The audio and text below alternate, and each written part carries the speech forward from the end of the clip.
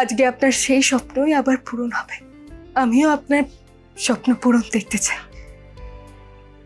তাই আজ আমিও আপনার সঙ্গে যাব। কুসুম দেখো আমি কি নিয়ে এসেছি। ওমা, এই ব্যাগে কি আছে? এখানে গিফটস আছে, আমি প্রত্যেকের জন্য আমার সামর্থ্য মতো কিছু কিনে এনেছি। দেখো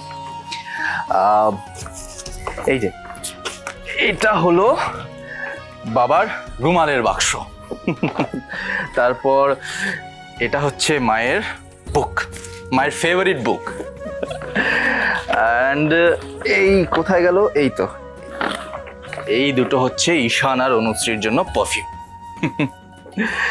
এবার এগুলোকে আমি খুব সুন্দর করে র্যাপ করে নি, বলো? হ্যাঁ হ্যাঁ, আমিও আপনাকে সাহায্য করছি।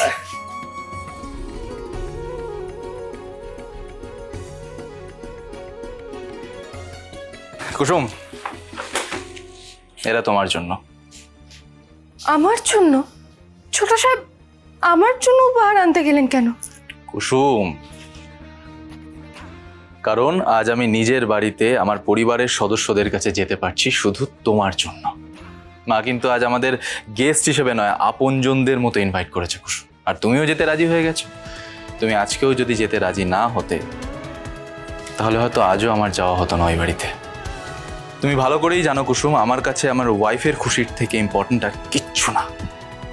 আমি ওই বাড়িতে একা কোনোদিনই যেতাম না কুসুম, তোমাকে সাথে নিয়েই যেতাম। কিন্তু আজ সেই প্রশ্নটাই আর উঠছে না। আমরা দুজনে খুশি খুশি ওই বাড়িতে যাব আর মায়ের আশীর্বাদ নেব, তাই তো?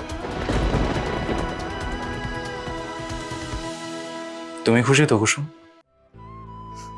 আমি আপনার জন্য খুব খুশি। এটাই তো, তোমার মুখের এই হাসিটা দেখতে পেলেই আমি খুশি কুসুম। আমি জীবনে কোনোদিনও তোমাকে এমন কোনো কাজ করতে বাধ্য করব না যেটা তুমি করতে চাও না।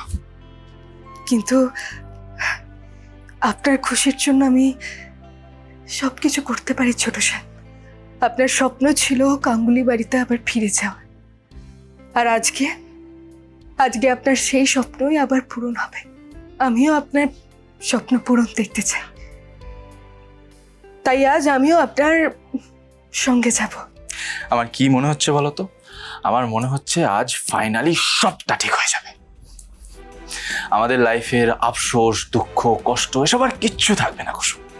সারা পৃথিবীর সমস্ত আনন্দ আজ আমার হাতের মুঠোয় থাকবে। Thank you so much.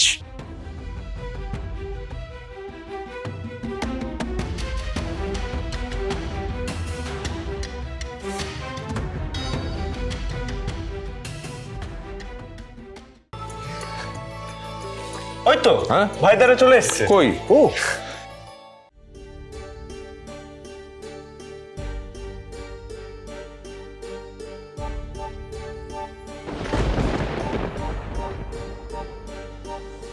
এই তো এসে গেছে।